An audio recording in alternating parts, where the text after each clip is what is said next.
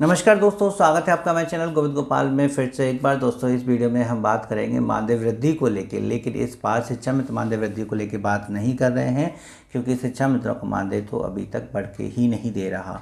पिछले 7 सालों से शिक्षा मित्र इंतजार कर रहा है कि वो अपने मानदेय में 1 रुपये की बढ़ोतरी करा सके। संगठन ने भी खूब पुरजोर अपनी ताकत लगा ली, लेकिन वो मानदेय नहीं बढ़वा पाया। शिक्षा मित्र अब बिल्कुल हताश हो चुका है, क्योंकि पिछले कई महीनों से तो ऐसा लग रहा था जैसे इस बार मानदेय बढ़ ही जाएगा। कुंभ की कैबिनेट बैठक हो, चाहे उसके बाद की कैबिनेट बैठक हो, ऐसा लगता था कि जैसे अभी ही आदेश आने वाला है।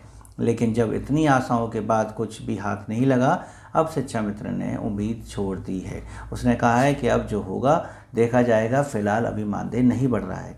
भले ही पिछली वीडियो में बात आ गई थी कि हमारे जो विधायक हैं श्री चंद शर्मा जी, शिक्षा मित्रों के हितैषी, वो माननीय मुख्यमंत्री से मिल के आए हैं उनके आवास पर, कालिदास मार्ग पर, और उन्होंने शिक्षा मित्र अनुदेशक रसोइयों के मानदेय वृद्धि को लेकर निर्णय लेने के लिए अनुग्रह किया है। तो उन्होंने कहा है कि अभी 2 महीने और रुकिए, 2 महीने बाद शायद आपको ये तोहफा भी मिल जाएगा। बाकी जो है विशिष्ट बीटीसी के जो 2004 के शिक्षक थे, उनके लिए पुरानी पेंशन के लिए भी उन्होंने बात की है। शिक्षा मित्र महिलाओं के लिए जो स्थानांतरण की बात थी, उसको लेकर उन्होंने बात करी। तो ये सब बातें हुई, लेकिन मानदेय वृद्धि को लेकर शिक्षा मित्र बातें पचा नहीं पा रहे हैं। वो कह रहे हैं कि नहीं तो नहीं, शायद अभी नहीं बढ़ रहा है। संगठन का दावा था कि फाइल तैयार है, मुख्यमंत्री की टेबल पर है, साइन हो जाएगी, सब कुछ हो जाएंगे, कैबिनेट में भी प्रस्ताव आ गया है। लेकिन जब मानदेय बढ़ना होता है तो कब बढ़ता है किसी को कुछ पता नहीं चलता, क्योंकि हम बात कर रहे हैं संस्कृत के शिक्षकों की। जो एडेड माध्यमिक संस्कृत विद्यालय हैं, उनमें पढ़ा रहे अस्थायी शिक्षकों का मानदेय 10,000 रुपये माननीय मुख्यमंत्री जी ने बढ़ा दिया है। जी हाँ, जिनको पहले 12,000 मिलते थे, उनको अब 20,000 रुपये मिलेंगे। और जो इंटर के संस्कृत के टीचर थे, जिनको 15 मिलते थे, उनको भी अब 20,000 मिलेंगे। कहीं कहीं न्यूज़पेपर में 15 और 10 मिला के 25,000 की बात आ रही है। लेकिन ये 10,000 रुपये मानदेय जो बढ़ा है, वो किसी कैबिनेट बैठक में नहीं, बल्कि कैबिनेट बैठक के बाई सर्कुलेशन के माध्यम से ये मानदेय बढ़ा दिया गया है। यानी कि सरकार की जब मन में होती है, इच्छा होती है, जब उन्हें करना होता है ना, वो कोई ना कोई तरीका निकाल ही लेते हैं और मानदेय बढ़ाने का आदेश जारी करते हैं। कैबिनेट की इस बैठक में पास हुआ है 2 मैटर। पहला मैटर हुआ पास कि इनका 10,000 रुपये का मानदेय बढ़ाया गया। दूसरा हुआ है कि इनको 2 वर्ष की अतिरिक्त संविदा अवधि और दे दी गई है। 2025 में इनकी संविदा अवधि खत्म हो रही थी। हर साल इनका नवीनीकरण होता था, जो कि जिला विद्यालय निरीक्षक महोदय करते थे। तो उससे भी इनका बचाव करते हुए कि कोई शोषण ना हो या जैसे भी बातें हैं, सिर्फ 2 वर्ष का और अतिरिक्त संविदा अवधि बढ़ा दी गई है इनके लिए। यानी 2 वर्ष तक अब इनको कोई नवीनीकरण नहीं करना होगा। नवीनीकरण प्रक्रिया से आप सभी परिचित हैं, शिक्षा मित्रों का भी होता था, अनुदेशकों का भी और इनका भी। तो इनको 2 वर्ष तक अब कोई भी नवीनीकरण नहीं कराना होगा। ये 2 वर्ष तक बढ़े हुए मानदेय के साथ पढ़ाएंगे। तो अच्छी खबर है ना शिक्षकों के लिए, उन संस्कृत शिक्षकों के लिए। तो देखिए, सरकार की इच्छा होना तो सब कुछ कर सकती है।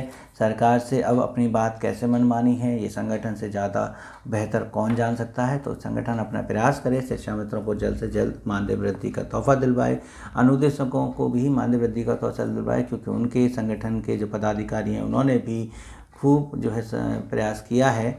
शिक्षा में तो संगठन हो चाहे अनुदेशक संगठन हो, दोनों मिलके मानदेय वृद्धि को लेकर पिछले कई महीनों से प्रयास कर रहे हैं, लेकिन कोई सफलता हासिल नहीं हुई है।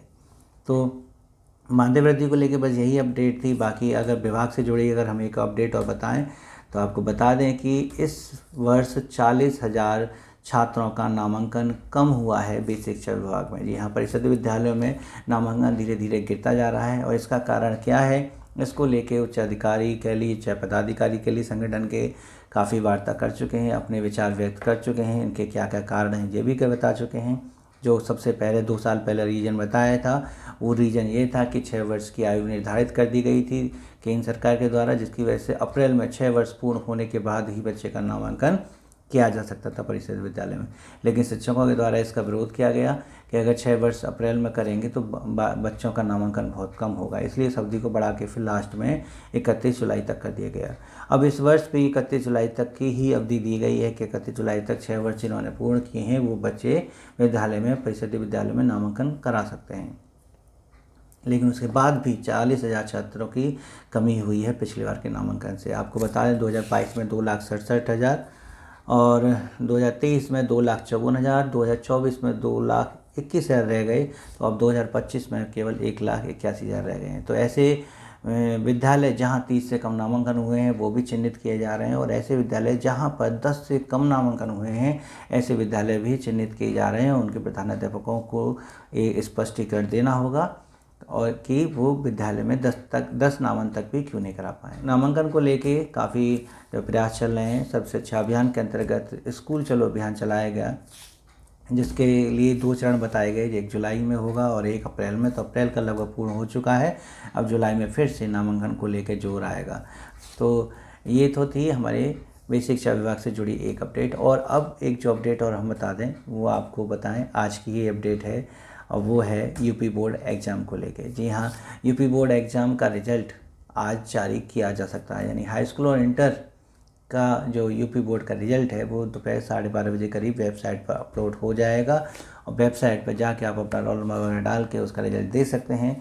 और निश्चित तौर पर शिक्षार्थियों के चेहरे पर मुस्कुराहट आएगी जब वो अपने अंकों को देखेंगे, पास होते हुए देखेंगे। लेकिन इस बार एक बदलाव किया गया है। अच्छी खबर है कि यूपी बोर्ड जो है अपना रिजल्ट सबसे पहले निकालता है, CBSE से पहले भी निकालता है।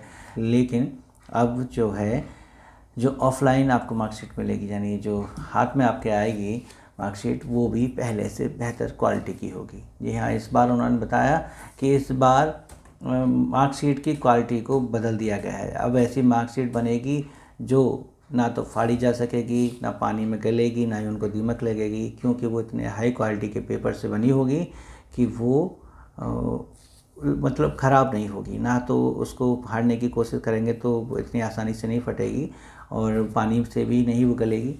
और ऐसा भी हुआ है कि उसकी क्वालिटी को और उसके डिज़ाइन को लेके भी चेंजेस किए गए हैं। ये मार्कशीट जब आपको मिलेगी तो काफ़ी अच्छी क्वालिटी में आपके पास सुरक्षित रहेगी। तो एक बार बदलाव आएगा हाई स्कूल और इंटर की मार्कशीट में, और वो आपको ऑफलाइन जल्दी ही देखने को मिल जाएगी। तो ये थी आज की खास अपडेट। बाकी एक जो हमने लास्ट वीडियो में बताया था कि स्कूल का समय बदल गया है, अब बेसिक शिक्षा महोदय ने जो आदेश दिया है वो विद्यालय का समय 7:30 से 12:30 बजे तक बच्चों के लिए और 1:30 बजे तक शिक्षकों के लिए हो गया है। हीट वेव के चलते हुए ये निर्णय लिया गया है। जिला बेसिक शिक्षा अधिकारी महोदय ने अपने अपने जिलों में समय को बदला था, जो आगे पीछे हो रहे थे, तो शायद इन सभी को एक जैसा करने के लिए प्रदेश से ही, लखनऊ से ही ये लेटर जारी हुआ और ये समय निर्धारित कर दिया गया। लेकिन आपको बता दें कि शिक्षक संगठन ने इस आदेश का विरोध किया है। उन्होंने कहा है कि आध घंटे में शिक्षकों को हीट वेव से आप कैसे बचा रहे हैं, ये हमारी समझ में नहीं आ रहा है।